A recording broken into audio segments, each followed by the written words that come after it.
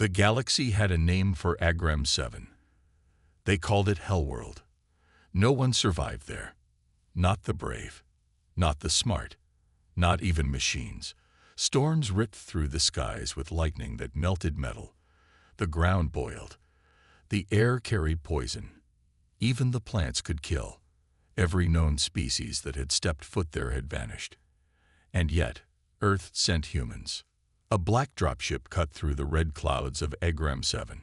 It shook from side to side as the planet's winds tried to tear it apart. Inside, 5 humans sat strapped in, silent. Their faces were tight with focus. The mission was simple: reach the surface, locate a lost alien probe, and bring it back. But nothing about this planet was ever simple. Captain Elias Knox checked the controls. The ship's systems were glitching. Sensors blinked red. "We're coming in hot," he said calmly. No one answered. They already knew. The ship landed hard, smashing into the wet, black soil with a bone-jarring thud. Outside, thick green fog wrapped around the hull like it was alive. The sound of hissing and clicking filled the air. Something was out there. Dr. Lena Voss, the team's biologist, wiped sweat from her face. "This place is wrong," she whispered. "Everything feels like it's watching us." Knox gave the order. The ramp lowered slowly, creaking like it was in pain. The fog rolled in fast, covering their boots the moment they stepped out. Sergeant Mace, a large man with a scar running across his cheek, led the way, rifle raised. "Stay close. Don't touch anything unless I say so." The ground was soft, almost spongy. With each step, it made a low groaning sound. Trees with twisted black trunks reached up like arms. Strange insects buzzed past their helmets. One landed on Private Jin's visor. It exploded, leaving a splash of green acid that hissed against the glass. He cursed and wiped it off. They hadn't moved more than 100 meters when the fog thickened even more. The dropship behind them disappeared. Just gone. Knox turned. "Can anyone see it?" Static crackled through his comm. No reply. Then something screamed. It wasn't human. It wasn't animal. It sounded like metal being torn apart, and a voice crying out at the same time. The team froze. The scream echoed from every direction. Dr. Voss pulled out a scanner.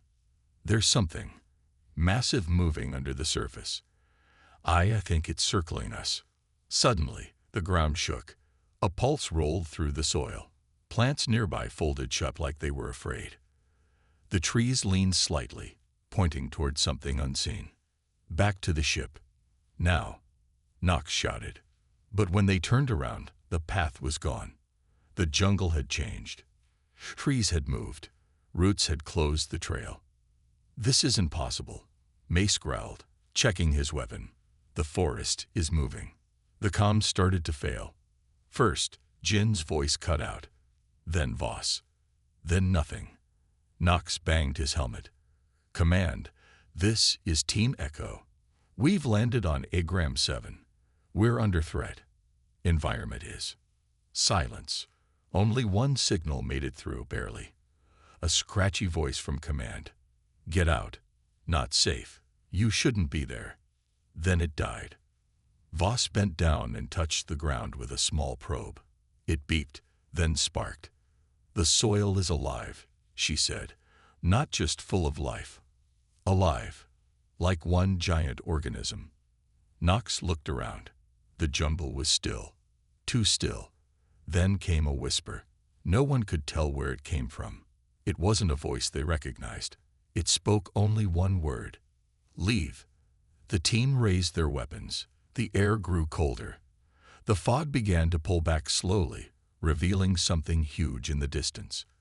A shape, something part machine, part stone, covered in vines and glowing lines. It pulsed like a heart. "What is that?" Jin asked. Voss stared at it with wide eyes. "It's not natural. It looks ancient." Knox stepped forward. "That's not part of the probe. That's something else. Something the scans didn't find." Then, without warning, The jungle roared to life. Vines shot out from the ground, wrapping around Jin's legs. He screamed as he was yanked backward. Mace fired. The vines let go, hissing. Jin scrambled to his feet, shaking. "We're not alone," Voss said, her voice shaking. "This planet isn't just dangerous. It's aware." Nox's jaw tightened. "We finish the mission. We find the probe. We get out." As they pushed deeper into the jungle, the fog closed in behind them. The dropship never responded again. The path forward was full of danger, but turning back wasn't an option. Above them, the clouds rolled like waves. The jungle whispered in 100 voices, and far in the shadows, something old and angry watched the humans walk into its trap. HFY had killed everything before, but this time, the humans didn't plan to die. They planned to survive, no matter what the planet threw at them. And the planet was just getting started. The jungle never stopped moving. Every tree, every vine, every strange sound, it all felt alive. But not in the normal way. It felt angry, like the planet itself wanted the humans dead. Captain Nox led the team forward, carefully stepping around roots that looked too much like hands. Behind him, Sergeant Mace kept his rifle ready, eyes scanning the dark green fog. Dr. Voss walked in the center, holding her scanner close to her chest. Private Jin and Specialist Rourke stayed at the back, watching for anything that tried to follow. After the attack by the vines, they all knew one thing. This wasn't just a mission anymore. It was survival. They reached a narrow stream. The water was black. Tiny blue lights floated above it. Rourke reached toward one, curious. "Don't," Voss said quickly. Rourke froze. "Why not? They look harmless." Voss pointed at a small lizard on a rock. It stepped into the stream and instantly turned to stone. "The water's full of something. Maybe a chemical, maybe nanotech. Either way, it kills fast." Rourke stepped back fast. "This planet, it's a death trap." Nox nodded. "And it's designed that way." They moved again, pushing deeper into the jungle. The fog shifted with them, never going away completely. It clung to their legs, their arms, their gear. And the deeper they went, the louder the jungle got. Not with animal sounds, but something else. Whispers, like wind through broken machines. Then, they found the first quartz. It was alien, 8 feet tall, thin arms, no face. Covered in strange armor, its body was torn open, half melted. Jin knelt beside it. "This armor, it's recent, less than a month old. That's not good." Mace shook his head. "Aliens sent scouts here, just like us. This one didn't make it." Nox looked around. "Keep moving. We're not stopping here." They kept walking, and the jungle kept watching. Later, they found another body. Then another. None were human. Different species, all dead in different ways. Some crushed. Some melted. One looked like it had drowned in the dry dirt. Each body had weapons, all useless. Voss whispered, "This planet doesn't just kill. It adapts, learns. Everything that lands here dies a different way." Then something above them moved. A massive shape, like a spider made of shadows, crawled between the trees without making a sound. Its legs didn't touch the ground. Its eyes glowed with a dull red light. It didn't attack. It just watched. Jin raised his gun. Nox put a hand on his arm. "No, it's testing us." The creature vanished. They made camp inside a half-buried metal pod, wreckage from some past visitor. They sealed the door, set up sensors, and sat in silence. Voss broke it first. "We should be dead by now." "Yeah," Mace grunted. "So why aren't we?" Nox looked at his team. "Because we're human. We're used to fighting impossible odds. We adapt fast. This planet's dangerous, but not smarter than us." As they rested, Voss studied the scans. "Something strange here. The plants are reacting to us. But not just to our presence.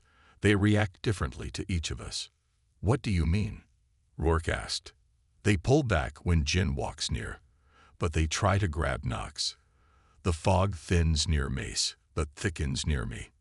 Jin laughed nervously. So the jungle has favorites. Voss frowned. Maybe. Or maybe. It's learning from each of us. The lights inside flickered. Suddenly, the outside sensor let out a loud beep, beep, beep. Something was approaching. Fast. Mace grabbed his rifle. Jin took position at the back. Nox checked the screen. It was a shape, small, two-legged, running toward them. Not a creature. A human. They all stared. The figure banged on the door. Let me in, please. Nox opened it, ready for a trap. The person fell inside, coughing. A young man, maybe 20, face pale, clothes ripped, covered in mud. Who are you? Nox demanded. I don't know, the man gasped. I woke up out there. No memory, just a voice in my head telling me to run. Voss scanned him. He's human, real, but there's something strange in his blood. Something old. The man looked at them, eyes wide with fear. It's inside the ground. It speaks. It remembers. It hates. Everyone froze. What does? Nox asked. The man shook his head slowly. The planet. It's not just alive. It's a mind, a memory, and it knows you're here. Outside, the jungle grew louder. The fog began to glow a soft red. The wind carried words. You shouldn't have come. Everyone raised their weapons. HFY wasn't just dangerous. It was watching. And it was angry. But the humans weren't going to give up. They were just getting started. The jungle didn't sleep. The strange man they found, who called himself Noah, sat near the small fire inside the wrecked pod. His hands shook. His eyes kept darting to the door, like he expected something to break in. Captain Nox didn't trust him yet, but the man was human. That much was clear. And that raised one big question. How are you here? Nox asked. No humans have been to this planet. We're the first. Noah shook his head. No, you're not. Someone came before. A long time ago. I see her sometimes. In flashes. A woman. Alone. She survived. Dr. Voss leaned forward. What's her name? Noah closed his eyes. Freya. Captain Freya Cade. The team went silent. That name was old. Legend old. A deep space pilot who vanished over 100 years ago on a secret mission. She was listed as missing in action. No trace ever found. Voss pulled up a file on her datavet. She was assigned to scout deep unmapped systems. Her last location was close to here. But no one ever thought she made it this far. Nox stared at Noah. How do you know her name? I don't, he said, breathing fast. It just came to me. Like it was planted in my mind. The wind outside howled. A low, deep sound followed, like a horn blown underwater. Then the fog peeled back for a moment, revealing something in the trees. A shape. A person. Tall, armored. Standing still. Nox stepped out carefully, weapon ready. The others followed. They found an old Terran probe, half buried under vines and moss. It was covered in scratches and old Earth symbols. It wasn't part of their mission. It was far older. Nox wiped off the moss. Serial number says, this is over 500 years old. Impossible, Mace muttered. Nothing survives here that long. Voss opened the panel. Inside, she found a small case. In it, a journal. Real paper. Torn, faded, but still readable. She opened it slowly. Day 1, she read aloud. Crash landing. No way to call for help. I'm alone. This planet is alive. Hostile. But I will survive. It was signed, Captain Freya Cade. Everyone stood still. The silence was heavy. Nox looked at the jungle around them. She made it, Jin whispered. But where is she now? As they turned to leave, the jungle shifted again. The trees behind them had moved. The path they came from was gone. We're being herded, Mace said, raising his rifle. Toward what? Jin asked. They didn't have to wait long. Within the hour, they reached a massive pit. In its center stood a tall stone pillar, cracked and glowing. Strange symbols covered it. Around it, the ground pulsed like a heartbeat. Voss scanned it. This isn't natural. It's ancient tech, alien, maybe even pre-galactic. Noah stepped forward, drawn to it. She came here, he whispered. This is where it changed her. What do you mean? Nox asked sharply. She survived. But the planet did something to her. It saw her strength. It learned from her. Suddenly, the stone lit up brighter. A projection flickered to life. A hologram. It showed a woman, worn and tired, speaking into a camera. My name is Freya Cade, the voice said. If you see this, I'm either dead or worse. This planet isn't just alive. It's a vault. A weapon. It copies everything that lands here. Every move, every thought. It learns. The team stared in shock. I tried to destroy it. Freya's voice continued. I failed. But I found something deep underground. Something the galaxy forgot. Something that remembers us. The image glitched. Then her last words came through clearly. Do not trust the planet. And if I'm still alive, don't trust me either. Then the hologram went dark. Voss slowly closed the journal. She's alive. Somehow. But changed. Mace looked around. So what now? We find her. Nox nodded. We don't have a choice. She may know how to stop this planet. That night, they camped near the pillar. But no one slept well. Whispers came from the trees. The jungle moved when no one touched it. And Noah began talking in his sleep, in Freya's voice. I stayed. I fought.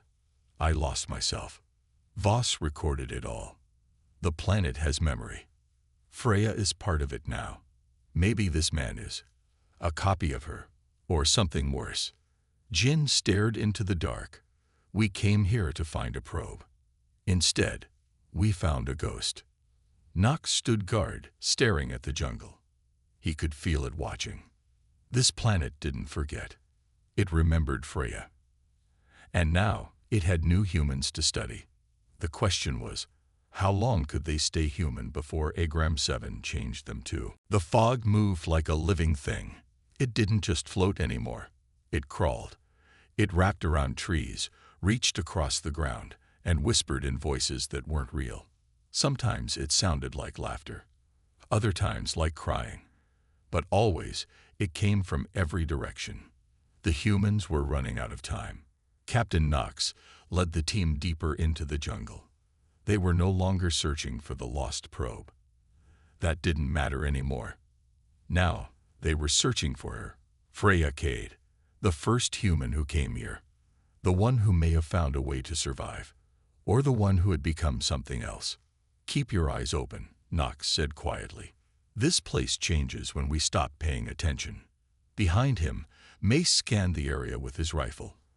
I don't think we're the hunters anymore. Dr. Voss checked her scanner. The plant life around us. It's learning faster now. It reacts before we move. It's reading us. Jin walked at the back, eyes darting everywhere. This jungle's alive. It's thinking. Planning. I feel it inside my head. Even Noah, the strange man they found, was quiet now. He walked like someone half dreaming, following something only he could hear. Then the jungle opened. A wide clearing appeared, suddenly and unnaturally. No vines, no fog, just smooth black stone and silence. In the center stood a small tower, old and covered in cracks. Symbols glowed faintly along its surface. This looks like alien tech, Voss whispered. But the design is human, mixed. Nox approached carefully. You're saying someone combined the two. Voss nodded. Or something learned from us. Noah stepped forward, drawn to the tower. As he touched the stone, it lit up. A beam of light shot into the sky, piercing the clouds. Then the voices began. Dozens of whispers, clear and loud, all at once. She walked alone. She fed the jungle. She gave it knowledge. She is part of us now. The voices weren't random. They were memories. Jin covered his ears. It's too much. Make it stop. Noah fell to his knees. She's not dead, he said. She's still here. Beneath us. In the roots. Nox looked down at the tower. It wasn't just a machine. It was a door. Suddenly, the ground shook. Trees around the clearing twisted, and thick roots began pushing up through the soil. One root slammed into the stone beside Nox, nearly hitting him. Move, Mace yelled. The team scattered as roots crashed around them. The jungle had seen enough. It didn't want them near the tower. It was trying to bury it again. Nox grabbed Noah and pulled him back as the clearing began to collapse. The team barely escaped into the trees before the tower vanished beneath the earth, swallowed whole by living roots. Breathing hard, Voss looked back. It's hiding her. Freya. The planet wants to keep her secret. Then we dig, Nox said. We're not leaving without her. That night, the team camped in a narrow cave they found in a cliff wall. It was dry, safe from vines, and gave them a view of the jungle below. But the view didn't comfort them. In the darkness, glowing eyes watched them. Not one pair. Not 10. Hundreds. They're getting closer, Mace said, checking his gun. They're not hiding anymore. Nox nodded. They want us scared. They're doing a good job, Jin muttered. Noah stood at the cave's edge, staring at the jungle. She's talking to me again, he whispered. She says, we must go underground. Underground? Voss asked. There's a tunnel system, Noah said. Old. Made of stone and metal. She hid there. The planet couldn't reach her at first. How do you know that? Nox asked. Noah turned to face them. Because I'm part of her now. The team fell silent. For a moment, nobody knew what to say. Then Nox made the decision. We follow him. The next day, they entered the tunnels, cold, dark, and filled with dust older than any civilization. Strange lights flickered on when they passed. Writing appeared on the walls. Some human, some alien, and sometimes they saw messages scratched in by hand. Still alive. Not alone. Don't sleep. One message was fresh. Help me. Nox turned to the others. She's here. But they all knew something else now too. So was the planet. It had roots underground. It had grown into the walls, into the systems, into the air. The planet had eyes, even down here. And it was watching. Always watching. The tunnels went on forever. Old metal walls, cracked stone, strange glowing vines. They stretched deep into the planet. The deeper the team went, the colder it got. And darker. Their flashlights barely reached 5 meters ahead. The walls were covered in writing now. Some human, some alien, some a mix of both. Captain Nox walked in front, rifle ready, jaw tight. Behind him, Mace scanned for movement. Voss was silent, watching her scanner. Jin kept checking over his shoulder, and Noah walked quietly, whispering to himself. Voss broke the silence. This tunnel system, it's not natural. It's old tech. Pre-galactic. Freya must have found it and used it to hide. She didn't just hide, Noah said. She became something more. Nox looked back. What does that mean? Noah touched the wall. She connected with the planet. Not by choice. At first, it tried to kill her. But when it failed, it changed tactics. It learned from her. Jin stepped closer to a door. If she's part of this place now, what are we walking into? A trap? No one answered. The team reached a large chamber. It was circular, with a domed ceiling and a glowing symbol on the floor. A chair stood in the center, empty. Metal tubes and wires ran from it into the ground. This was a control room, Voss whispered. She might have used it to survive. Knox looked around. Where is she now? A screen on the far wall blinked to life. Dust fell as it powered up. Static, then a face. It was her. Freya Cade. Older now, eyes sharp, hair silver. Her voice was calm, but cold. I told you not to come. The team stared in silence. I've been here for decades, she continued. The planet tried to kill me. Then it tried to understand me. And when it couldn't break me, it merged with me. Now I'm part of it. I control pieces of it, but not all. Freya, Knox said, stepping closer.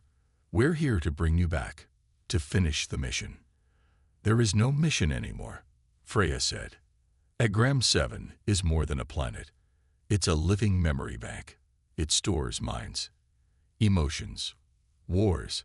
It has copied hundreds of species, and now it has started copying humans. Noah stepped forward. Is that what I am? A copy? Freya looked at him sadly. A fragment, a part of me I left behind. You were supposed to warn them. Warn us about what? Mace asked. Suddenly, the chamber lights dimmed. The ground trembled. That it's waking up, Freya said. The core, the true mind of this world. It's been sleeping for thousands of years.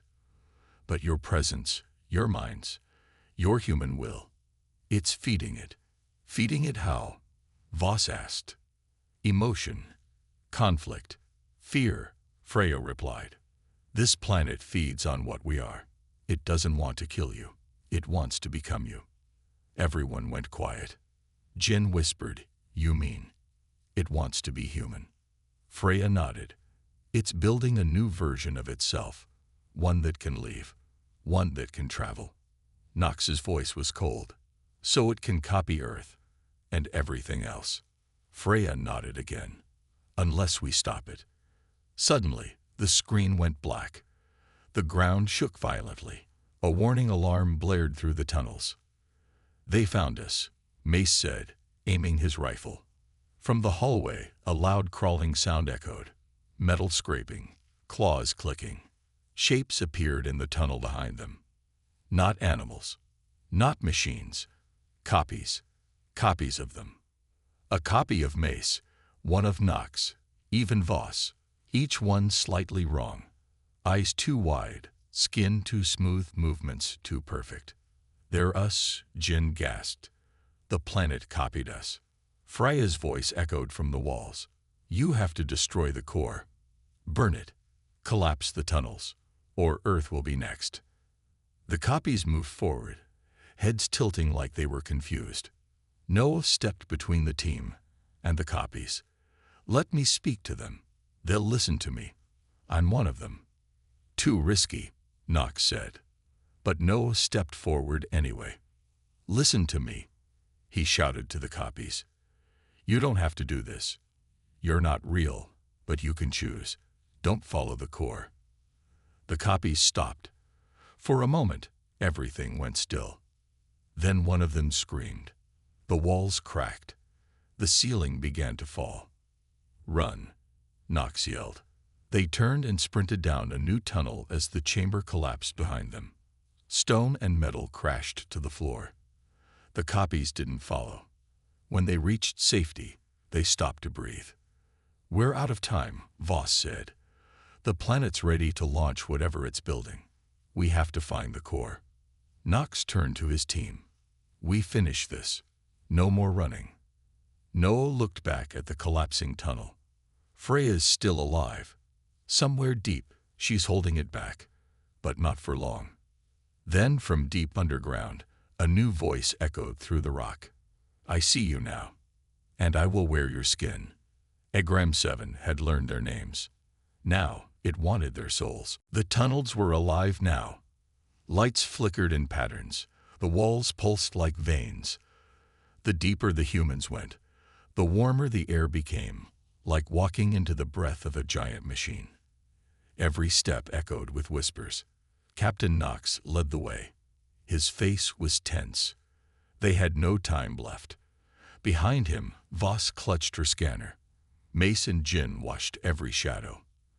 And Noah, strange, broken Noah, walked silently, as if he already knew what was coming. "The core is close," Voss said, checking her readings. "Less than a kilometer down. There's a heat signature. Massive. Like a beating heart." No one spoke. They just kept walking. The walls began to change. Less metal, more flesh. Soft tissue grew over the floor. It squished under their boots. Some of it moved when touched. The planet wasn't hiding anymore. It wanted them to see. "It's showing off," Mace said, voice low. "Like it's proud." Noah finally spoke. "It is proud. It thinks it's perfect now." Jin looked at him. "You mean it thinks it's human?" Noah nodded. "And it hates that it still isn't. That's why it wants you. All of you, to complete the copy." They reached a great door, round, covered in roots and glowing symbols. It slid open on its own. The room inside was enormous. In the center was the core. It looked like a brain, floating in blue light, wrapped in wires, roots, and cables. Around it, dozens of glass pods lined the walls. Inside each pod was a human. Clones. All sleeping. All copies. Knox stared in horror. "Are those us?" Voss moved closer to one pod. It held a copy of her. Same face. Same uniform. But its eyes moved behind closed lids, like it was dreaming. "They're not finished," she said. "The planet is still perfecting the copies." Suddenly, Freya's voice echoed through the room, but not from a speaker, from the air itself. "You found it." A glowing figure appeared on a platform near the core. It was Freya, but not human anymore. Her body shimmered. Her face was calm, cold. "I merged with it to stop it," she said, "but I failed. I slowed it down. You've made it faster. Help us destroy it," Knox said. "I can't," Freya replied. "I'm part of the system now. If you destroy the core, I die." Voss stepped forward. "Freya, if it escapes, Earth is next. Billions will die." Freya's eyes flickered. For a second, her voice trembled. "I know." The ground shook. The core lit up. Its pods began to open. The copies woke up. Jin raised his rifle. "Here we go." Mace fired first. A copy dropped. But more climbed out, faster, stronger, moving in perfect sync. "They're learning as they fight," Voss shouted. Noah grabbed Knox's shoulder. "There's only one way. I can reach Freya's mind. I can distract the core. But someone has to overload the reactor behind it." Knox looked past the pods. A glowing terminal stood on a platform, shielded behind roots. "I'll do it," Knox said. "No," Voss snapped. "You won't make it back." "I know," Knox said, and ran. The others fought to cover him. Blasts lit the room. Copies fell, but for every one they stopped, two more came. Jin took a hit to the shoulder. Mace reloaded, covering him. Voss yelled orders through the noise. Then Noah stepped toward the core. He didn't run. He didn't fight. He just walked straight to it and spoke. The clones paused. The core's glow shifted. Noah closed his eyes. "Freya," he whispered, "I'm what's left of your hope. Let me finish this." The clones stopped moving, just for a second. A single, still moment. Knox reached the terminal. He placed his hand on the pad. Overload sequence confirmed. Self-destruction in 60 seconds. A voice echoed from the core. Not Freya. Something deeper. "We could have become gods." Knox whispered back, "You copied the wrong species." Then he ran. The team regrouped near the exit. Voss grabbed Knox's arm. "Where's Noah?" Knox shook his head. He stayed. Behind them, The core screamed. The walls cracked. Fire burst through the tunnels. Roots burned. Metal twisted. The team climbed, ran, fell, and pushed forward as everything collapsed behind them. Jin limped. Mace dragged him. Voss held Nox steady. They barely made it out. The surface exploded behind them, fire shooting into the sky, turning the jungle to ash. The ground split open. The fog vanished. The screams ended, and in the silence was peace. They stood on the cliffs, staring at the smoking crater where the jungle used to be. "It's over," Mace said, breathing hard. Nox looked up. No, not yet. Because floating in the smoke, one last message appeared in the air. One copy escaped. The planet had lost, but not completely. Agram 7 was silent. The jungle was gone. The fog had burned away. The surface was cracked and scorched. What was once a living nightmare was now just black earth and ash. But deep in that silence, one truth remained. One copy escaped. Captain Nox sat in the dropship, staring at the crater through the window. His armor was scorched. His hands trembled slightly, though he didn't show it. Across from him, Voss treated Jin's arm. Mace sat near the controls, watching for movement. Noah was gone. Freya was gone. But something else wasn't. "We should leave orbit," Voss said quietly. "Now." "We don't even know what got out," Jin added. "A copy of one of us. Something else. What if it's already off-planet?" Nox stood slowly. "We need to scan the ships. All of them." They reached the command ship still hovering above Agram 7. The AI systems had returned to normal. The sensors, however, told a strange story. One escape pod had launched before the core was destroyed. Only one passenger, no ID, no signal, just gone. "It's smart," Mace said. "It knew we'd blow the core. It planned this." "We have to track it," Nox said. Voss looked at him. "Even if we do, how will we know it when we see it? It could be anyone. A perfect human copy." Nox didn't answer, because he already knew.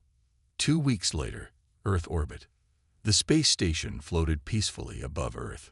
Shuttles came and went. Cargo moved like clockwork. Inside, doctors examined survivors from Agram 7. Blood tests, brain scans, psychological reviews.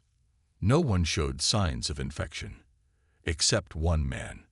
A technician found something strange in one of the returning crew members, slightly altered neural activity, 2 perfect DNA. No memory gaps, no emotion spikes, no fatigue. All too normal. His name, Captain Nox. The real Nox had died.